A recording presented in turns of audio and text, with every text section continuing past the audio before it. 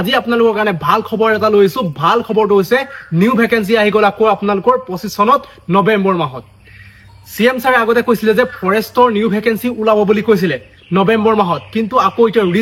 recent কলে যে আকৌ আসাম পুলিচ এবিইউবি কমান্ডো পোষ্ট আহিব নৱেম্বৰ মাহত নিউ ভ্যাকেন্সি আকৌ ওলাব বুলি কৈছে গতিকে আপোনালোকৰ কাৰণে বহুতে বেছি ভাল খবৰ মানে যিবিলাকৰ এবাৰ বেয়া হ'ল আপোনালোকে যিবিলাক এবাৰ ৰিটেন দিব নাপালে গতিকে আপোনালোকে যিটো কমিয়া আছে ভালকে আপোনালোকে এতিয়াৰ পৰা প্ৰেক্টিস কৰক এতিয়াৰ পৰা যদি আপোনালোকে প্ৰেক্টিস কৰি থাকে হে ইন্টাৰভিউ টাইমলৈকে আপোনালোকে জুই বনি যাব পাৰিব কৈছে নহয় পুৰা হেভি মানে ফায়াৰ বনিব পাৰিব কিন্তু আপোনালোকে যদি এতিয়াৰ পৰা প্ৰেক্টিস কৰে কৰিব লাগিব আপোনালোকে চাওক এতিয়া দুই টাইম কৰিব নালাগে আপোনালোকে মই দুই টাইম প্ৰেক্টিস কৰিব কোৱা নাই আপোনালোকে যদি এতিয়া এক টাইমো যদি আপোনালোকে প্ৰেক্টিস কৰে এক টাইমো যদি আপোনালোকে 5 কিলোমিটাৰ কে যদি ডেইলি দৌৰে আৰু আপোনালোকে যদি ট্ৰেইনখন আহি আছে এটা কোনটা গৈছে আপকে নিনা বল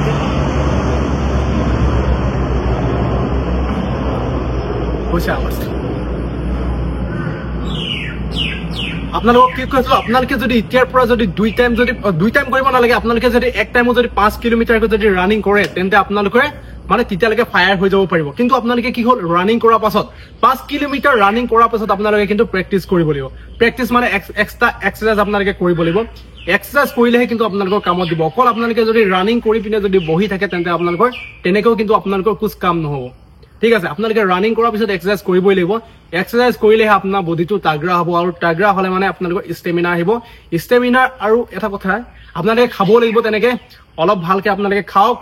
বাকি এনে মানে পইচাটো বহুত বেছি খৰচ হৈ থাকে কিন্তু নিজৰ দেহাটো শৰীৰটোৰ প্ৰতি কিন্তু অকমান মানে যত্ন লওক অলপ ভাল বস্তু খাওক আপোনালোকৰ ষ্টেমিনা বাঢ়িলে আপোনালোকৰ অটোমেটিক ৰানিং ভাল হ'ব লং জাম্প ভাল হ'ব লং জাম্পৰ টেকনিক লাগিব গতিকে মই আৰু ভিডিঅ' বনাই যাম আপোনালোকক মই এতিয়া দি থৈছো কিন্তু আপোনালোকৰ যিবিলাকৰ অহা নাই লং জাম্প আপোনালোকে গৈ চাবগে পাৰে আপোনালোকে ভালকে প্ৰেক্টিস কৰিব ঠিক আছে আৰু আপোনালোকৰ এতিয়া লাষ্ট মেৰিট লিষ্ট বাকি আছে আসাম পুলিচ এবিইউবি কমান্ডো আৰু ড্ৰাইভাৰৰ আপোনালোকৰ এই লাষ্ট মেৰিট লিষ্ট ৰিজাল্টটো আপোনালোকৰ সেপ্টেম্বৰ মাহত দি দিব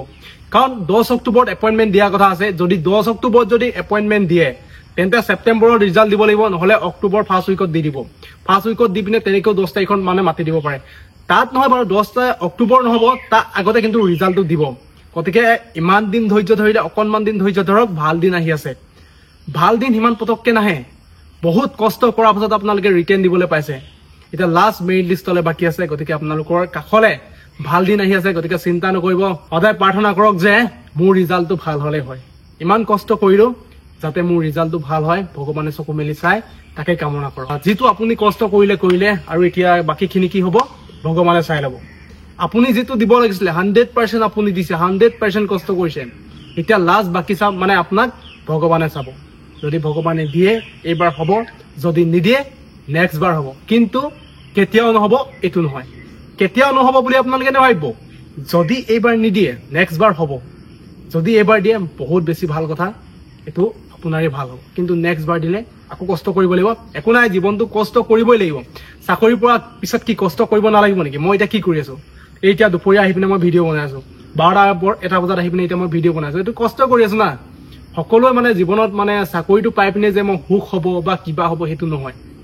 জীৱনটোত সবে কষ্ট কৰিবই লাগিব নমৰালৈকে কষ্ট থাকিবই চিন্তাধাৰা মানুহৰ থাকিবই আৰু বন্ধুসকল 12 আগষ্টত গোৱা পুলিচৰ পাছিঙৰ প্ৰেড আছে আপোনালোকে যদি চাম বুলি ভাবিছে আহিব পাৰে আপোনালোকে আৰু আপোনালোকে গোৱা পুলিচৰ পাছিঙৰ প্ৰেড আপোনালোকে চাব পাৰে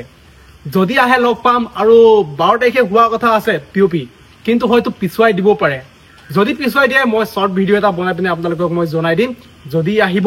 লগ পাম আৰু বন্ধুসকল আজি ভিডিঅ'টো ইমানে আছিল ভিডিঅ'টো কেনেকুৱা লাগিলে আপোনালোকে কমেন্ট কৰি জনাব নিশ্চয় ভাল লাগিলে বুলি আশা কৰিছো কাৰণ ইমান এটা ভাল খবৰ আপোনালোকে নিশ্চয় ভালে পাব আৰু আপোনালোকে যদি মোৰ চেনেলটো যদি নতুনকৈ আহিছে তেনেহলে চেনেলটো সাবস্ক্ৰাইব কৰি লব ঠিক আছে আজিলৈ বাই তেন্তে জয় আই অসম